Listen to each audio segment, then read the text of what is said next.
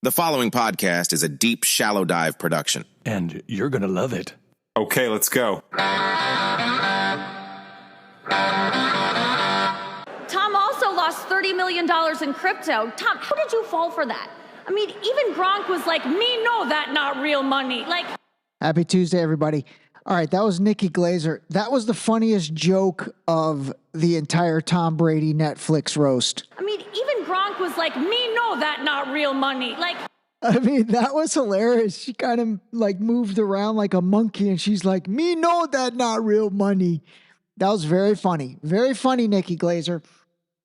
Anyway, I did want to talk about one more thing about the Tom Brady Netflix roast. And yesterday when I talked about it, I had recorded that episode, honestly, before I had finished watching the roast. And basically, Tom Brady came up at the end and kind of, just replied to everybody and all that. And this is, I don't know, I just find this interesting because like I talked about yesterday, I mean, that roast was like hardcore. And I know roasts are hardcore, but man, it was lewd, like really, really, really lewd. And again, it's not like I'm some pansy that like was offended. I wasn't at all. What I think is interesting about it is that it was Tom Brady. And, here's a guy that really has a pretty squeaky clean. I mean, I know the stuff with Giselle and all that, but overall, he definitely has a very squeaky clean, all-American, Americana, really pretty wholesome image in the sports world. Never really had major anything. I mean, obviously there's like the Deflategate and things like that. But what I thought was interesting was that like when he took the mic at the end, man, I mean, he really dropped the F-bomb a lot. And he definitely was a little bit arrogant about stuff, but okay, we'll give that a pass because that kind of goes along the theme of what a roast is. But the F-bombs and like the swearing and really like just the lewdness of it's not on brand for Brady. And so I don't know, if I'm a major sponsor, if I'm a CEO of a company that's invested in him or whatever, or if I'm a parent, whose kid loves Tom Brady, and I don't know, maybe I'm overthinking this, but I just found this interesting because again, if I am any of those entities, if I'm a kid, well, hopefully kids are not watching that thing, but if I was somebody that really looked up to Tom Brady, and then that's really the first time you've sort of heard him. I mean, he was crude. He was crude. And again, I'm not saying there's anything wrong with it. This is not the point of this. The point of this is that was not on brand for Tom Brady. And so if, let's say you are a squeaky clean fan, you would probably have been pretty taken aback by just kind of how crude and rude he was, and really the whole night was in general. Again, I'm not offended at all. I mean, I thought it was hilarious. I actually really enjoyed the special, and I would recommend anybody to watch it. It's funny, but again, I mean, it's like hardcore, hardcore crude. So anyway, I'm curious if any, fallout happens for Brady or Netflix in regards to that.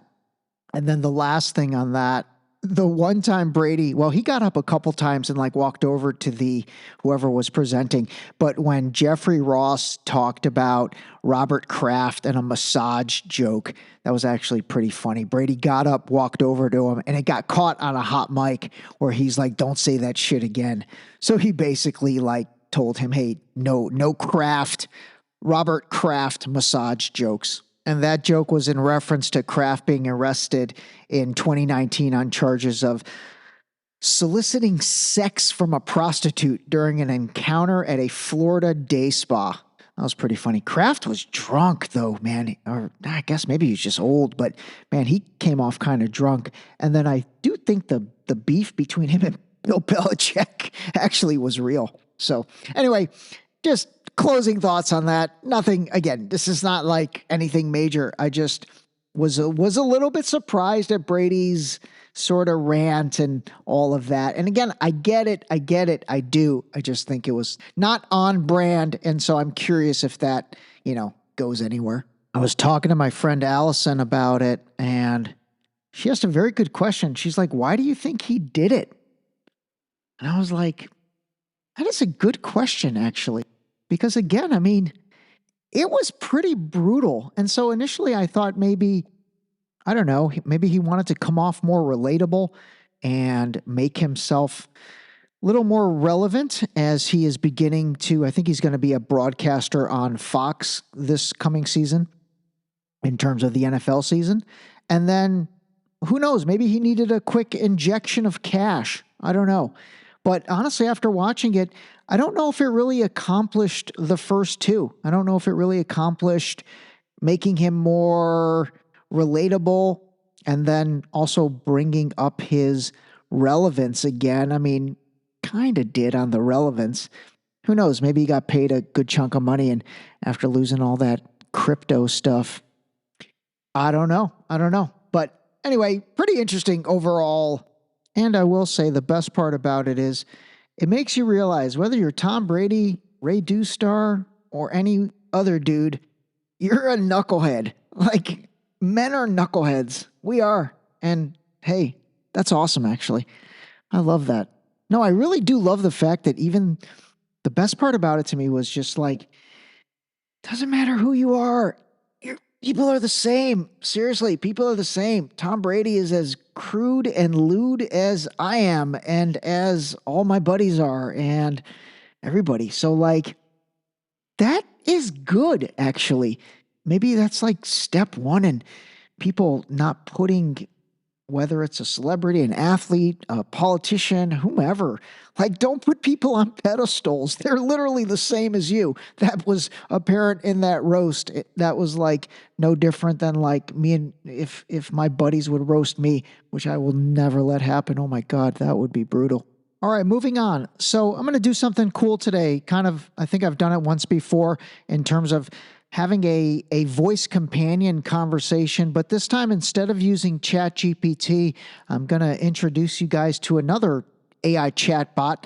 This one again, very similar to ChatGPT in terms of the AI voice companion aspect. It's called Pi, P-I, Pi AI, and it's a personal AI chatbot that's free. That's, again, aimed to be a companion and provide assistance. It's created by a company called Inflection AI, which was a startup founded by this guy, Mustafa Suleiman, who's actually like a bigwig in the AI space.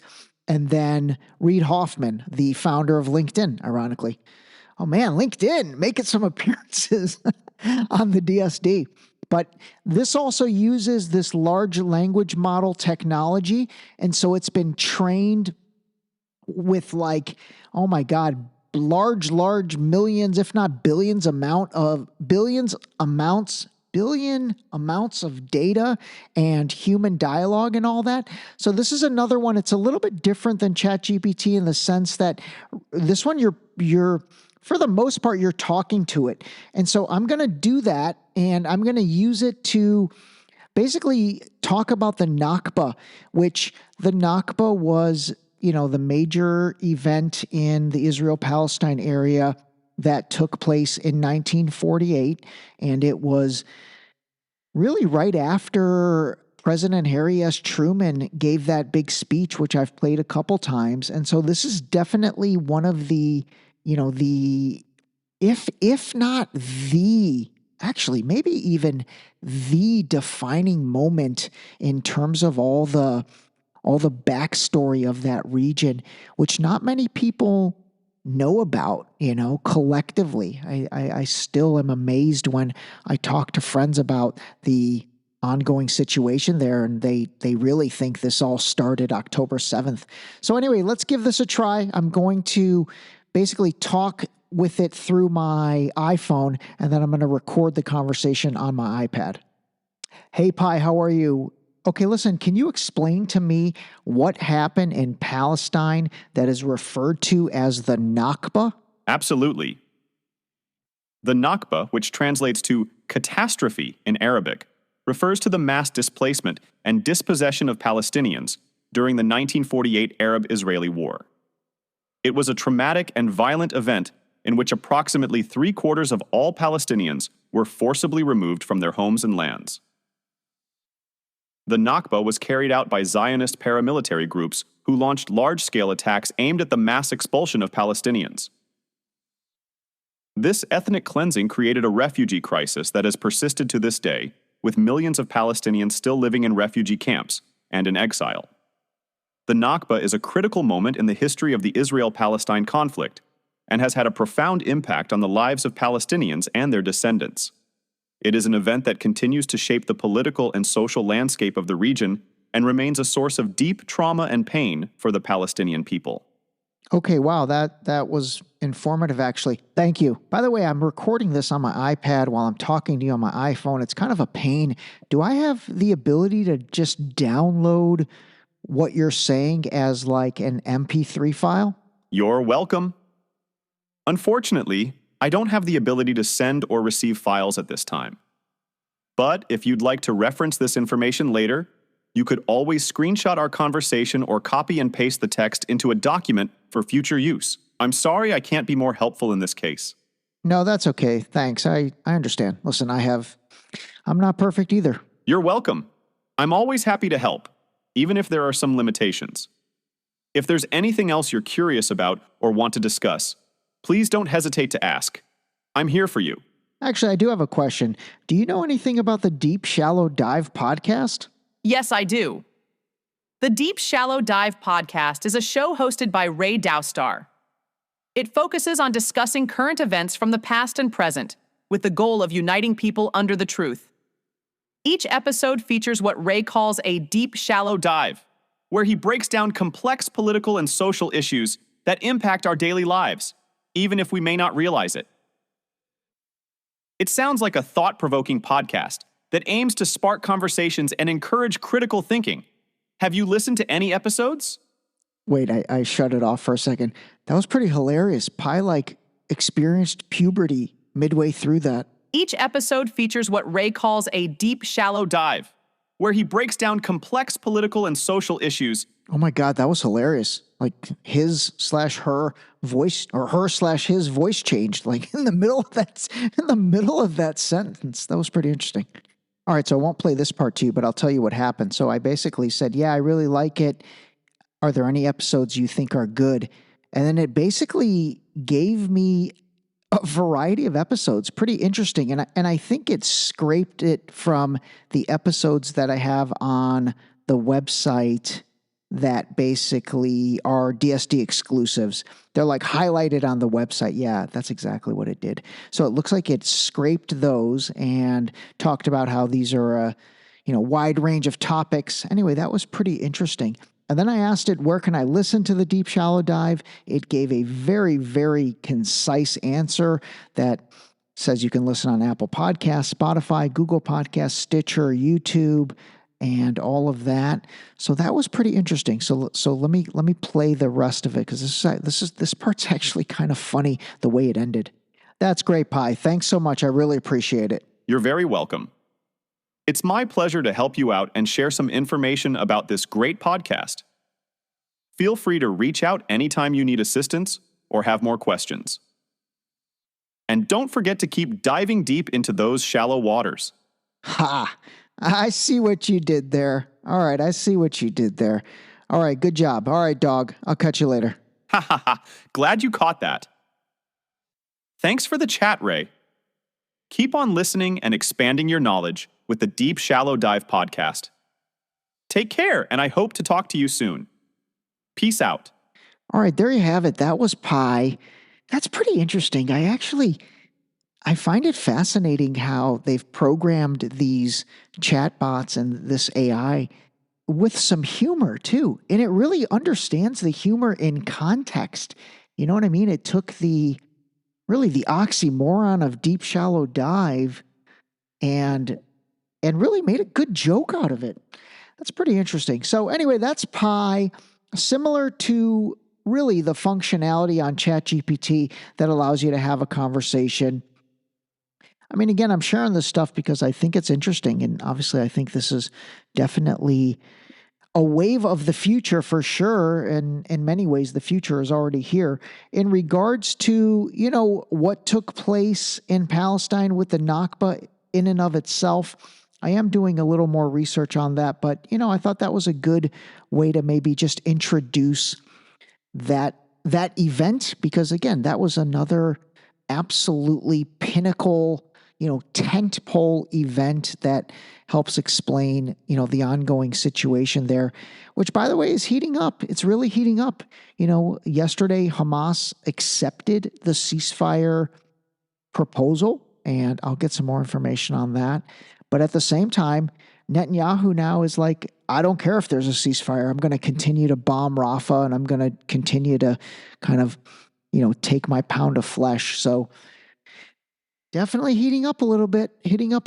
But again, the most important thing is, no matter what side of this you fall on, I think the only thing I really would ask you to, really rise above and know is that this didn't start on October 7th. It just didn't. It's been 75 years in the making, if not longer. So anyway, I do think that is relevant to try and have perspective on all of, what's taking place, because I don't think we've seen the end of it. I really don't.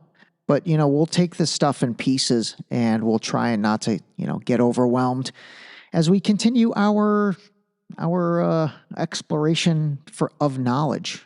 All right, next up, I want to play you this clip. This actually was from last week, and I forgot to play it, but this is David Cameron. He's the foreign secretary for England, basically, and so that means he's kind of similar to Antony Blinken in terms of being like the top guy in England in regards to other countries. Is like their Secretary of State, basically. I think the whole world can see all these countries that have somehow wondered, well, what is the true nature of Iran? It's there in black and white. What would Britain do if a hostile nation flattened one of our consulates? Well, we would take the very strong action. And Iran would say that that's what they did? Well, what they did, as I said, was a massive attack. So they were right to respond, but they overreacted, is that what you're saying? What I'm saying is that the attack they carried out was on a very large scale, much bigger than people accepted. They have a right to respond? Well, countries have a right to respond when they feel they've suffered an aggression. Of course they do. But look at the scale of that response. Had those weapons not been shot down, but they just overreacted. There could have been thousands of casualties, including civilian casualties. I think that's a really important point to take into account. All right, so that was a BBC reporter who just lit him up. I mean, there's so much hypocrisy in that statement from him. I mean, honestly, the whole way through, you could tell he was fumbling, because she basically was like, wait a minute, what would England do if somebody bombed our consulate? And this was in regards to Israel bombing the Iranian consulate in Syria, in Damascus, at the beginning of April. And then if you remember, I think like a couple weeks ago, Iran launched like 300 missiles, but that was the one they totally telegraphed, and they basically, Babe Ruth called their shot and told everyone, hey, we've got to hit back and this is when it's coming, blah, blah, blah. And literally like none of them got through. But I thought that was funny that he was fumbling all over that. And then the most ironic part of that, which I don't know how many people caught, was there could have been thousands of casualties, including civilian casualties. I think that's a really important point to take into account. There could have been thousands of casualties, even civilian casualties. I think that's a really good point, or important point to take into account. Meanwhile, there's literally been over 25,000 civilian Palestinians killed, most of those being women and children. Anyway, I just point this out because, again, this is calling a spade a spade. This is the hypocrisy of some of the people that are really in charge, and he's definitely one of the top guys along with Rishi Sunak in England. And so, for him, and he's also a guy who's been talking out of both sides of his mouth so many times in regards to this and, sort of chastising Netanyahu, but then at the same time, gives interviews like that. So there's really no consistency with this stuff. There's an incredible amount of duplicity with all this stuff. And, again, just take it all in. Take it all in and decide for yourself what you really think is going on. All right, I'm going to leave you a 27-second clip from probably late 2020 or maybe early 2021 from 3 former presidents. And again, this is part of my ongoing theory that among a definite group, red plus blue equals green. Our fellow Americans. Right now, the COVID-19 vaccines are available to millions of Americans.